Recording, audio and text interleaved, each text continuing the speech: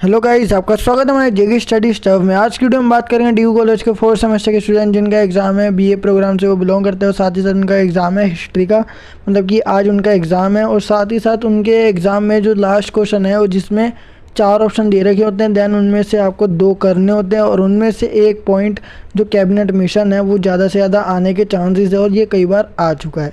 तो cabinet mission के बारे में आपको संक्षिप्त टिप्पणी करने के लिए या फिर उसके ऊपर वर्णन करने के लिए बोला जाएगा, लेख तैयार कीजिए।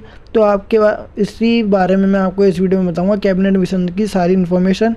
ठीक है, तो आपको क्या क्या लिखना है वो भी मैं आपको बताऊँगा। तो वीडियो को स्टार्टिंग से एंड तक जोड़ देखना। तो चलते अपनी वीडियो को लेट्स बिगिन आवर वीडियो। तो गाइस, कैबिनेट मिशन अपना टॉपिक है, ठीक है, और ये सबसे लास्ट वाले क्वेश्चन में आता है। तो सन 1946 में ब्रिटेन के प्रधानमंत्री एटली, ठीक है, जो ब्रिटेन के प्रधानमंत्री है एटली, उन्होंने भारत में एक 3 सदस्य उच्च मतलब कि हाई लेवल वाला जो 3 सदस्य का जो हाई लेवल वाला शिष्टमंडल भेजने की घोषणा की, ठीक है, उसको जारी किया। इस शिष्टमंडल में ब्रिटिश कैबिनेट के 3 सदस्य थे। पहला लॉर्ड पैथिक लॉरेंस, दूसरा Sir Stafford Cripps and third है एवी अलेक्जेंडर, ठीक है, एवी अलेक्जेंडर थे।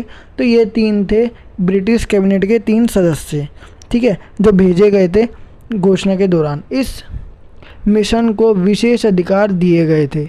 इसका कार्य भारत को शांतिपूर्ण सत्ता हस्तांतरण के लिए उपाय और संभावनाओं को तलाशना था। मतलब कि भारत को ना शांतिपूर्ण सत्ता में बदलना इसका मेन वो था, उद्देश्य था, या फिर जो मोटिव था वो यही था कि भारत को शांतिपूर्ण सत्ता में बदलना और उपाय एवं संभावनाओं को तलाशना, ठीक है, उसको शांत करने के लिए कौन कौन सी उपाय हैं और साथ ही साथ संभावनाएं उसको तलाशना, ये इसका फंक्शन था मेन। अगली बात क्या बोली गई है, कैबिनेट मिशन दिल्ली आया, ठीक है, कैबिनेट मिशन भारत में आया था लेकिन कौन से जगह आया था, दिल्ली में, ठीक है। 24 मार्च 1946 कैबिनेट मिशन अपने प्रस्ताव को प्रस्तुत किया। 16 मई 1946, ठीक है, इसने मतलब कि भारत कब आया था, 24 मार्च 1946 में, ठीक है, और कैबिनेट मिशन अपने प्रस्ताव को प्रस्तुत कब किया था, 16 मई 1946 में।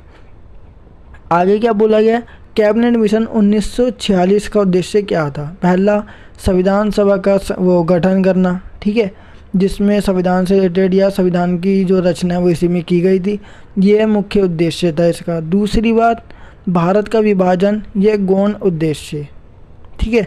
तीसरा, संविधान सभा के सदस्यों का निर्वाचन जनता के द्वारा अप्रत्यक्ष रूप से होगा। फोर्थ, संविधान सभा का एक सदस्य 10 लाख जनसंख्या पर चुना जाएगा, ठीक है, मतलब कि 10 लाख जनसंख्या पर उनको 1 सीटें मिलेगी, ये बात बोली गई है, ठीक है। ये अप्रत्यक्ष प्रणाली के अंदर होता है, मतलब कि जनता के द्वारा चुने गए जो प्रतिनिधि होते हैं उनके द्वारा, ठीक है। आगे क्या बोला गया है, 5th पॉइंट अपना है, संविधान सभा में कुल 389 सदस्य होंगे।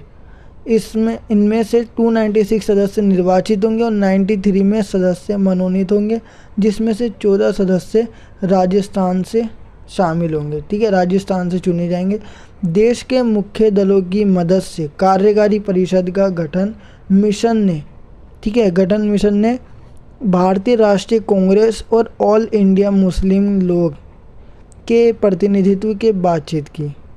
मिशन में सांप्रदायिक दंगों को रोकने के लिए हिंदू मुसलमानों के बीच सत्ता साझेदारी की योजना भी की गई, बनाई गई।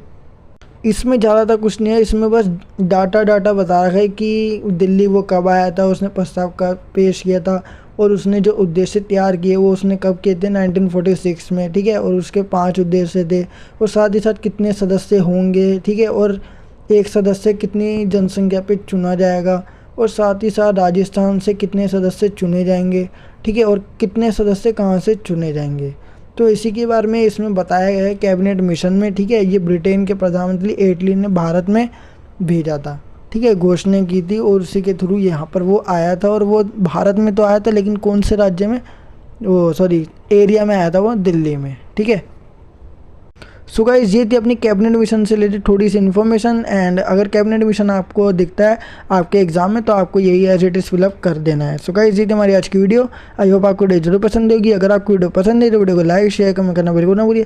और साथ ही साथ अगर आप हमारे चैनल पर नए हो तो चैनल को सब्सक्राइब एंड बेल नोटिफिकेशन पर क्लिक करना बिल्कुल ना भूलिए। इससे आप हमारे आने वाली वीडियो को नोटिफिकेशन तुरंत पा सकते हैं। सो गाइस मिलते हैं अपनी नेक्स्ट वीडियो के साथ। So thanks for watching this.